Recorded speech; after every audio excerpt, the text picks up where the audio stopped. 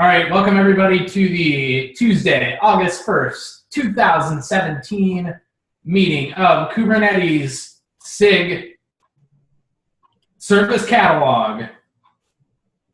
And now is where I will turn things over to Aaron, our objective facilitator, and he will do this thing that he does that he loves so much. Because he's so in love with objective facilitation. All right. So I'll give my standard speech at the beginning of all of our meetings. I've got my high-tech speaker queue equipment here. So if, we're going to just go through our discussions as normal. If you've got something you want to add, please type in the comments plus hand. I'll put you under the queue. I'll ack you. And then I'll get your turn in when you are up in the queue, FIFO order. So with that, we've got 2 items on the list for today, August 1st section of the document I just posted into the chat. The first is Nile, instance parameters and JSON blob support. So now go ahead and get started. Is anyone going to share the screen? I am not going to share my screen because I've got to manage the speaker queue and take notes at the same time. So since the doc is shared, if someone else can volunteer to share their screen, they'll be able to see my notes. I will share mine, but I need probably a couple minutes to clean everything up. So I think it's probably okay. When the house is dirty. I think it's probably okay not to share screens since everyone's on the same page with this doc. If someone feels strongly otherwise, go ahead and share your screen. I am closing my standard 40 to 50 tabs, shutting down instant message clients, etc. So I will be able to share it in just a moment. All right.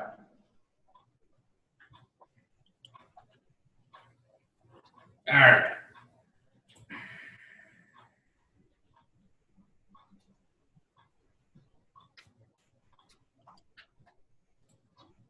Right. Can everybody see my screen? Yep. Okay. Perfect. All right. So now go ahead. Let's get started with the instance parameters. Okay. So I have almost finished the proposal for instance parameters, design proposal, and I completely overlooked one use case when we don't want any manipulation of the parameters, just want to send the entire JSON blob. It could be just inline JSON, or could be a reference to a secret key or config map key, which contains the entire blob. And this question is about how do we want to implement this. So we have already 2 sections, parameters and parameters from. In parameters section, we list individual parameters and have an ability to reference secret key or config map key. And parameters from is for injecting the entire set of parameters from a single secret or single config map, etc. So one option is to add another section, aka parameters blob, which will have support for inline JSON, for secret key and config map key, and all of them will provide the entire JSON without any extra manipulation, without extra flexibility. The reason why I prefer this option is that it's more explicit and it's completely distinct from the other options, and it doesn't make other cases more complicated. The second option is add something like inline true to parameters section, so we still can reference secret key or config map key. And just by adding inline true, we just say that we don't want to use a name for a single parameter. We just want to inject the entire JSON. the good thing about it is just like one flag and that's it in the API, but it becomes less obvious how does this section work. And also, as I said, parameters currently are for individual parameters. So you have like a name value, and so on. While within line true, it means that like name is irrelevant for this use case, and you can have multiple parameters defined with a single field. And that's kind of confusing, I guess.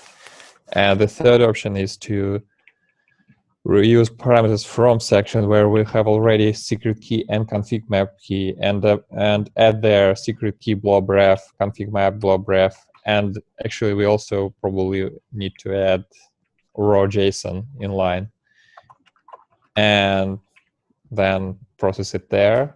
And the thing I don't like about it is that we will have by this time 5 cases for the union type, and it's kind of clunky for me. And also it means that we will have secret key in parameters and secret key blob ref in parameters from, and we will have a secret and secret key blob ref at the same time in the single section for parameters from. So it kind of starts to looking too complicated, I guess.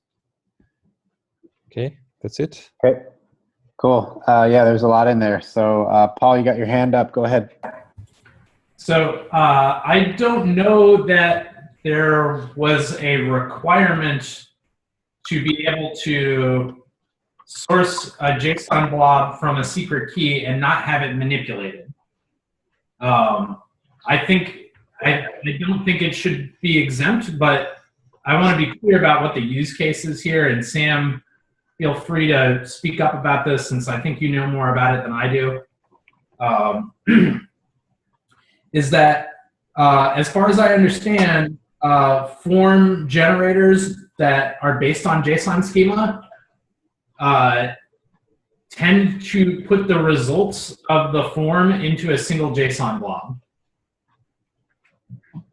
Right. And I see you've unmuted. Do you want to finish your thought that I started having come out of my mouth? Yeah, well, that's just it, right? So the library we're using presents a form, we give it the schema, it presents a form, and we get back a JSON blob, basically. So with the current proposal, it's actually quite hard for us to take the JSON blob and put it into the new format. And ultimately, the service catalogs is going to have to take it from the new format and put it back into a JSON blob, which seems like a lot of work when we have the exact JSON that we ultimately want to send broker.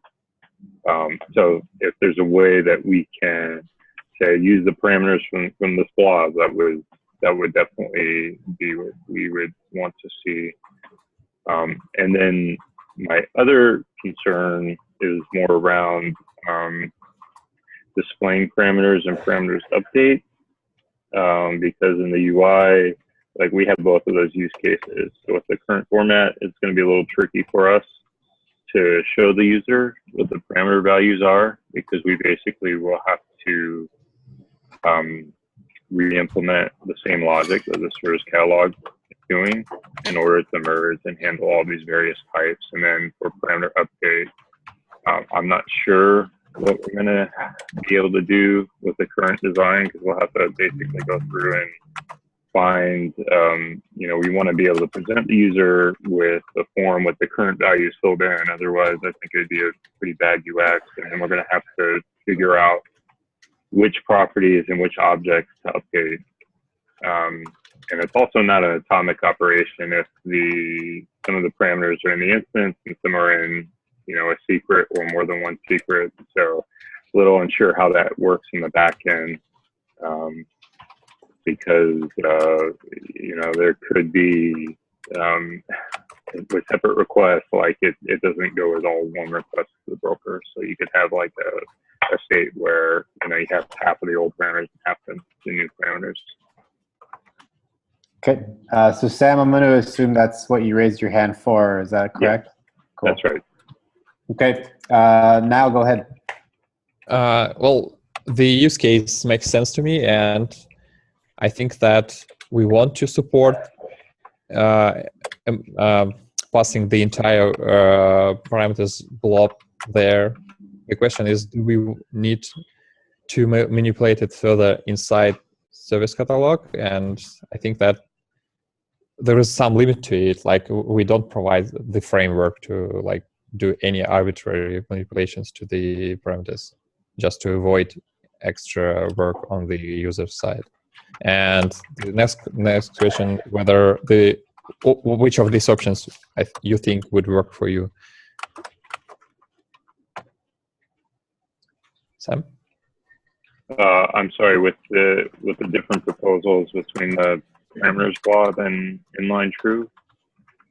Yeah, well, there are 3 options listed in the Okay. So I wasn't clear on how that works if you have a blob and then you also have name value pairs, if they were going to be merged, or are they mutually exclusive? Because ideally, like as a client, well, so if we have the blob, the creation scenario is pretty simple for us, right? We just say, here's the JSON blob. That's all we need, right? But some of the update scenarios get complicated with merging if we start to mix these different strategies. All the merging strategy is complex on the implementation side. If you don't need it, you just don't use it, right? Right. So that's fine for creation for us, but then down the road, so we don't support parameter update yet. But eventually we want to. So if the parameters are stored where there's some name value pairs and there's something secret, then we basically have to support all that same logic on the client. Okay, so we had some comment from Paul. You were going to go back and talk about atomicity. Go ahead. Yeah, so I have a comment on that. And then a comment. So,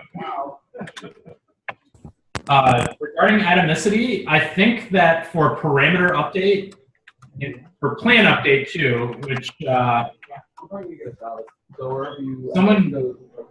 Does someone have someone talking in the background that they could mute, please?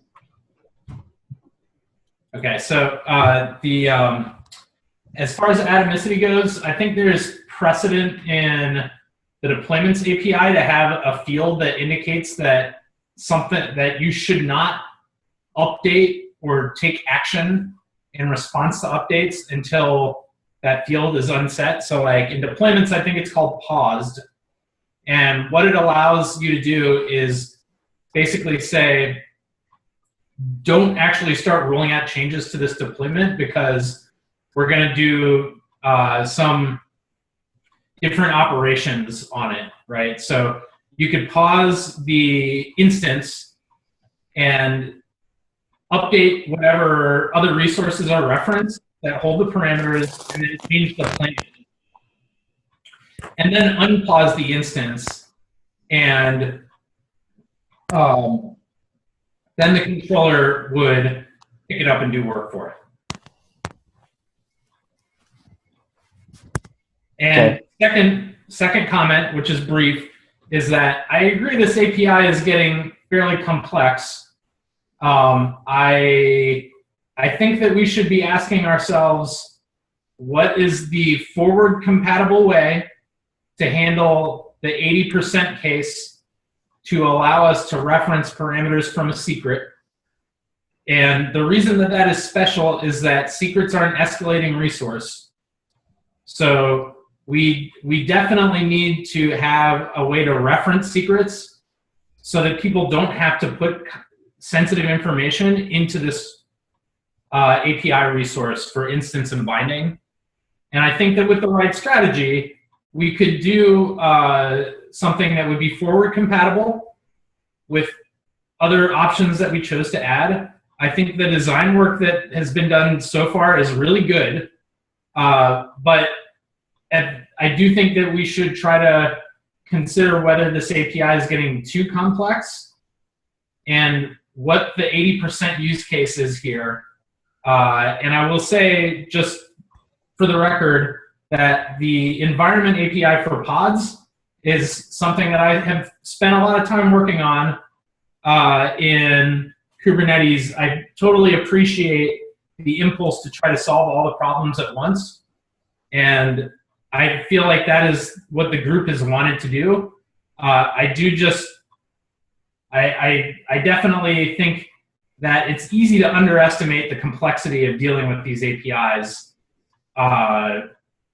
while you're designing them. So EOF for me. Okay, cool. Sam, you put some stuff in docs, but it sounded like Paul addressed that already. Is there anything you wanted to add there? No, it's just linking to the docs that describe what Paul was talking about with deployments. Okay, cool. Niall, go ahead. You had your hand up.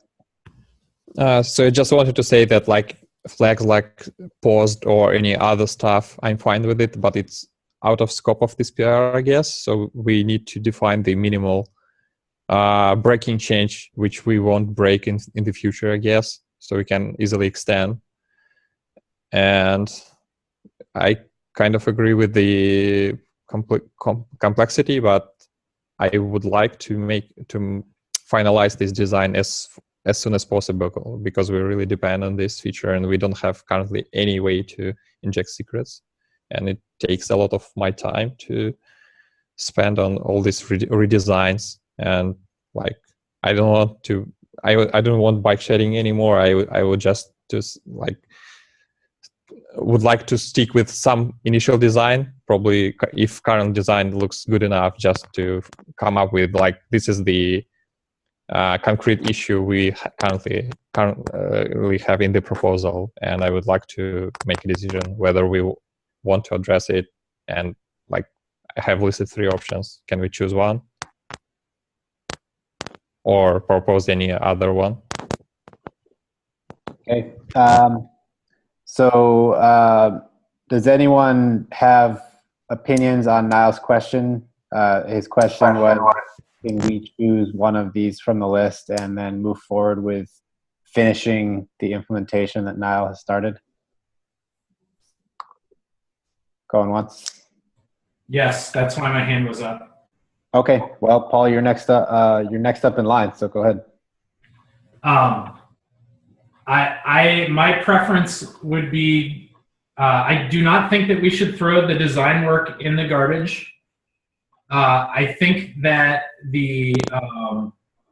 I think there is value in having the type of API that we do, but I also think that it is a real challenge for folks building user interfaces around this API, or that will. And so I would be in favor of having here's what I would suggest. Let's do parameters from secret key blob ref as a first step, and we can implement these other things in subsequent pull requests. But I think that now you've really hit the nail on the head with your statement that we have no other way to do this now. And I just do not want perfection to be the enemy of progress. EOF. Okay, cool. So Sam, you have your hand up as well, so go ahead. And I am at the same time going to take notes on what summary is just now. Yeah, I just wanted to weigh in quickly. Like, I don't have a strong opinion between these 3, except I would like to be able to put the blob in a secret if I could, because we're in the UI, we don't know which parameters are sensitive or not, right? Given the current service focused spec, there's no way for us to know just looking at the schema. So we have a blob, and we want to, we're kind of taking the posture that any of these parameters might be sensitive. So if we could put it in a secret. So that sounds like number 3 then. All right. So what I've heard from all 3 of you guys, Niall, Paul, and Sam, is that we would be okay using parameters from and secret key blob ref in the current PR, which I believe is 1075. And then in follow-ups moving forward, potentially adding others like config map blob ref to the then existing parameters from union type. Niall, you have your hand up, so go ahead. Yeah, first of all, I think we need also to support raw inline JSON, probably in the same place as secret key blob ref. And the second point is, can we come up with a proper name for secret key blob ref? It was just a placeholder. Okay. So I have then, Paul, let me jump in for 1 sec. So what I have so far, I've written it in the doc. I think it will show up on the screen soon. I have in the doc as a suggestion that was made that we should add parameters from, and one of the fields in it should be secret key blob ref. Niall, you're suggesting adding another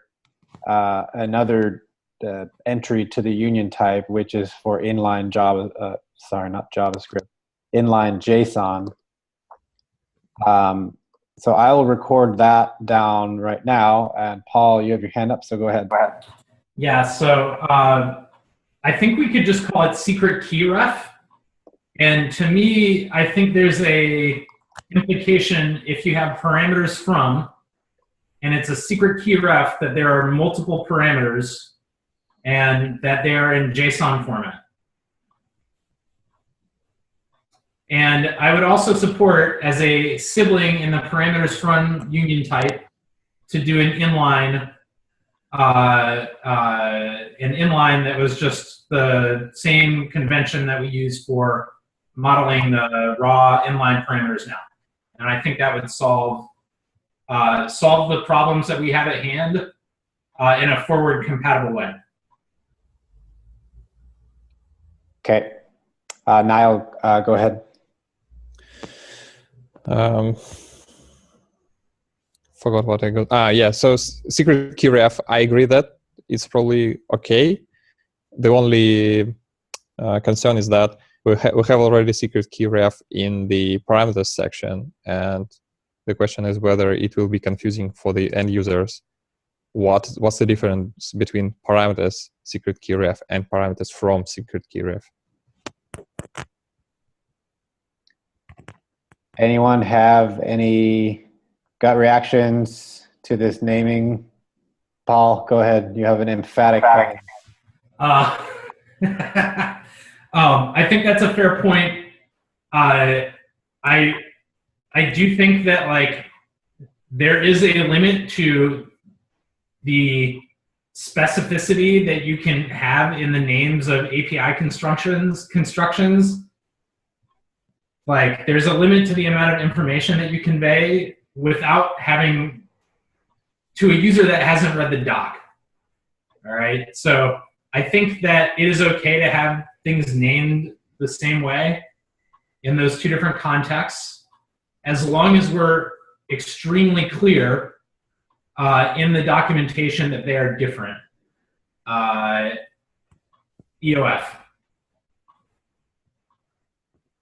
Okay. Does anyone then have objections to a union type called parameters from? One of the union type options is secret key ref, and the other option that union type is inline JSON.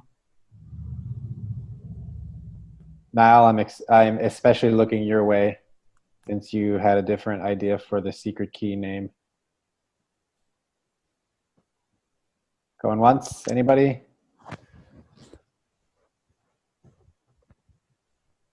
Okay.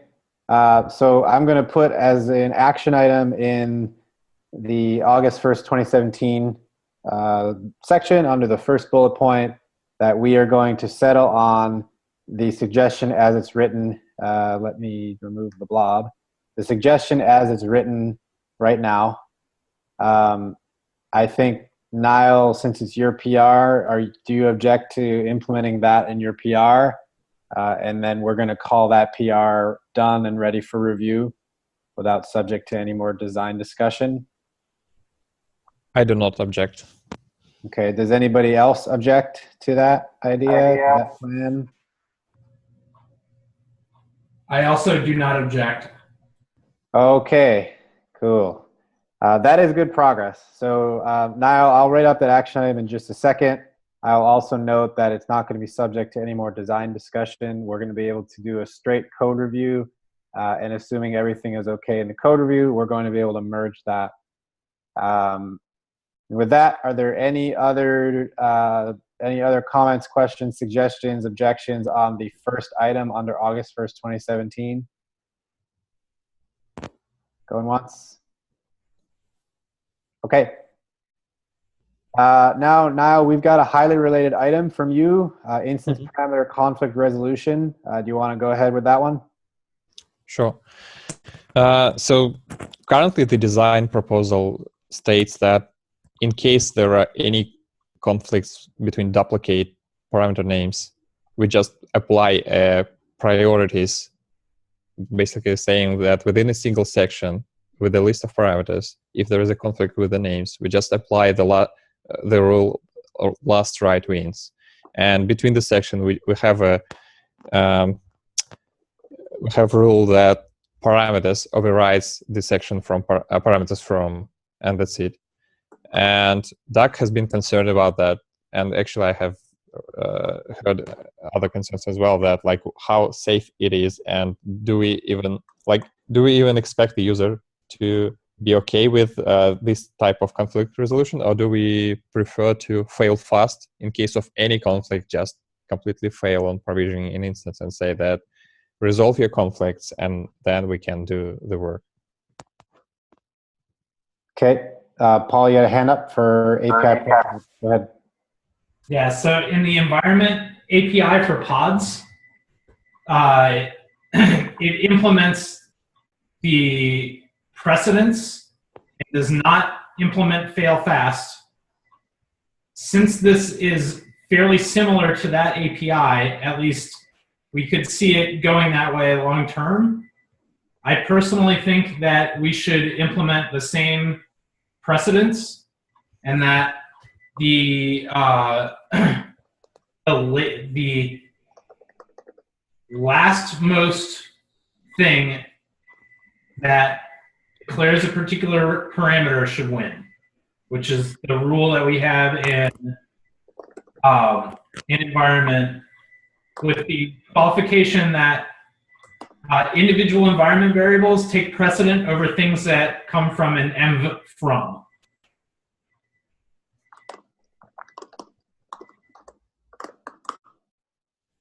Okay, cool. Now go ahead. Yeah, what Paul said, that is correct, and I explicitly taken these rules from environment and environment from. I'm still not sure if this is the way to go, but I think that for current design, it's okay to just say that like we do it this way, and if there are more concerns in the future, we can just apply this merging conflict resolution strategy later, and it won't be breaking the API most probably. It's just the rules how the implementation works. So I think it should be fine to address this separately if we ever want to change this design. For now, I would just stick with the current proposal. So now, just to be clear, you are saying we should go with fail fast for now, and then later add prioritize override? No, opposite. Opposite, yeah. Okay. And you want to do prioritize override in the same way that pod environment variables do overrides? Correct. Okay, let me just copy that down real quick.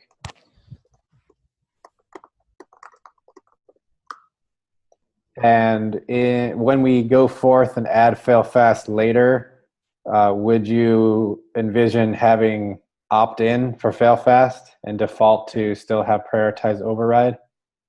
Yeah, I think that is an option, to just have an extra field or something which will make a choice how to resolve conflicts, which will, I guess, like then we will need to decide what is the default, and that's it. Got it.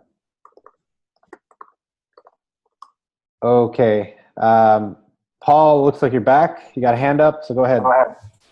Yeah, so the default needs to be the current behavior of the API for backward compatibility purposes. So if we want to add a fail fast mode later, that's fine, but it has to be opt-in to fail fast.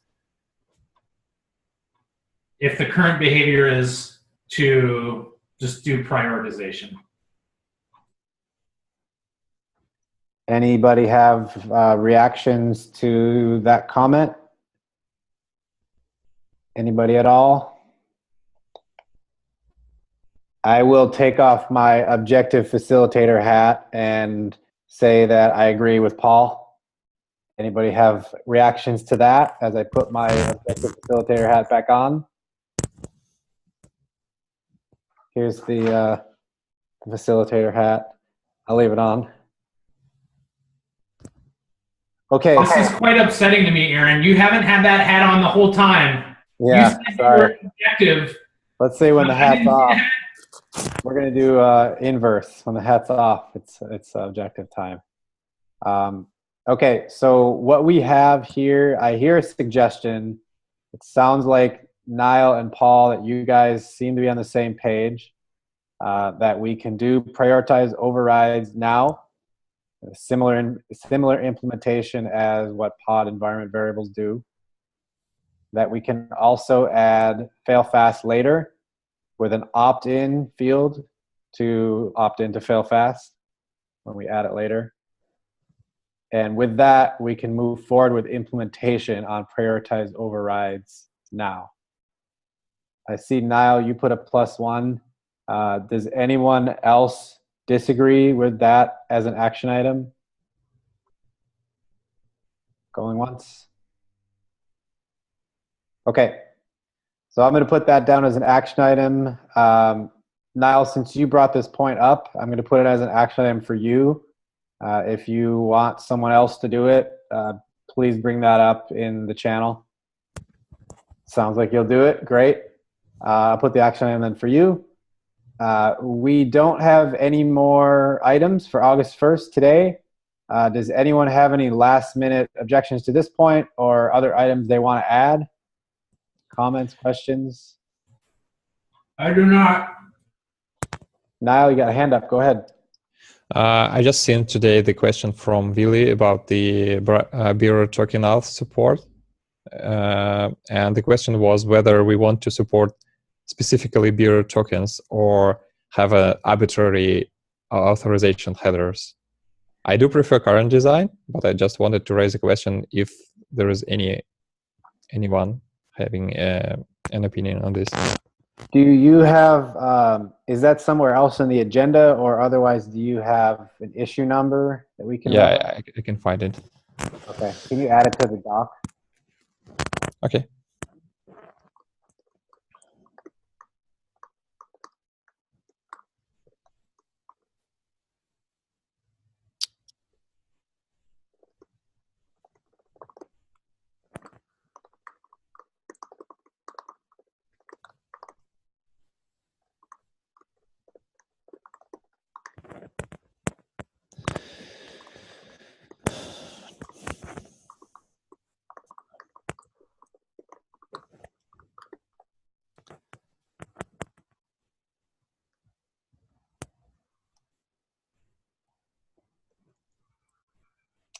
Paul, you've got your hand up, so why don't you go ahead while Niall is finding that issue.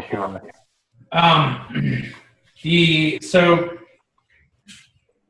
I think the one goal that we should have is to make sure that what we do works correctly with Kubernetes service accounts. And the service account token does not include the bearer portion of the auth header. So I want that to be known. I'm agnostic on what the the ultimate solution that we go for is. I think we're very close on the API. I think that Vile's objections were basically about the name that we chose. So I think there should be a way to do what we're planning to do in the current request. That is to set the authorization header based on the value of a secret key, I think that based on my understanding of the issue, that we should have a way to say what the, have a way to indicate in the API what the first particle is going to be. So like if it's bearer, have a way to indicate bearer. If there's some other scheme, have a way to indicate that. And now I need to take my casserole out. Okay. Now, why don't you go ahead? I'll try to summarize what you said back when Paul gets back. Mm-hmm. I think that the idea from Willy was that whether we store the entire header somewhere in the secret, or we have like two fields. One is like prefix, which would be bearer for the bearer token, and anything else for other use case, and then the value injected from the secret. And I do think that bearer token covers like 80% of the cases, and I don't think it's actually we have any other authorization headers as common as bearer token. But thus, I would prefer to have a explicit support for bearer token. And if we want to provide arbitrary authorization header, we can just have a separate case for this union type in the future. And I think that potentially there will be more authentication algorithms which don't involve authorization header at all, or have a very different way of having like multiple requests or anything. So I don't think that we really need support for arbitrary authorization header, and I don't think it will help us to solve much more use cases than just bearer token. Got it. Okay. So now the summary I have from you is that bearer token covers about 80% of the cases. You'd like us to have support for it now. And then there was some other language about how we might need to support some not necessarily single header based schemes later anyway. Does that about cover it? Yes, correct. Okay. All right, Paul, you got a hand up. Go ahead. So I personally agree with Nal. I think that Vilay's objection was rooted in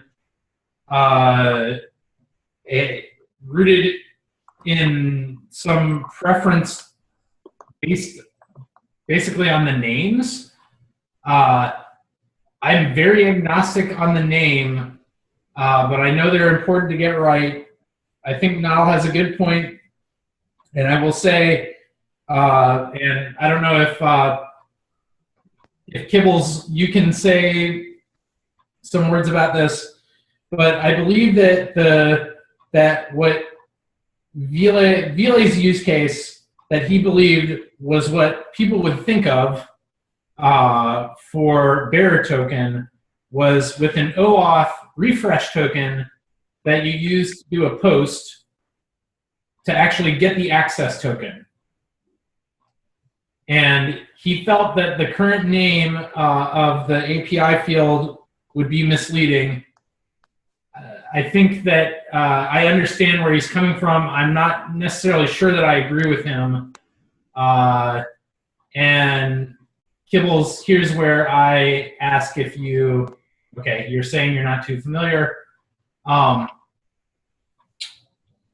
So I feel like this is an example of an area that we did have consensus on. I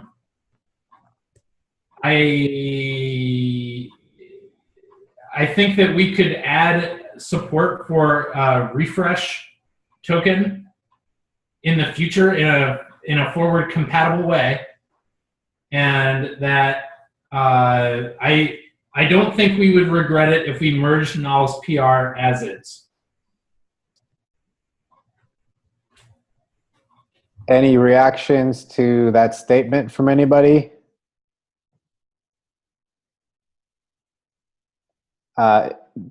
If there are no reactions to that, Niall, what? Yeah, I was going to ask that question. Do you object to merging the PR that you've made as is? And I do not object. Okay. Does anybody object to doing that? And then specifically, does anybody object to coming back to this later to potentially add more header prefixes? So I don't object to merging it, and I would like to make progress. I think that I do think it would be polite to give maybe a few hours, working hours, so that we could talk this over and potentially clear the mismatch. Just as a show of good faith, but I think probably, you know, at the end of the day, it would be okay if we merged it. Okay, so what I'll do is set an action item for myself to bring this up tomorrow in the context of merging this now, merging this tomorrow, and then having a follow-up discussion on how best to add other header prefixes going forward, given that this is a forward compatible change in Niles PR. Is everybody okay with that? Anybody not like that? Yeah, I think that's okay, and I will send an email to Vile, trying to like bring this up and say, hey, we talked about it today. We did have consensus on this in the group.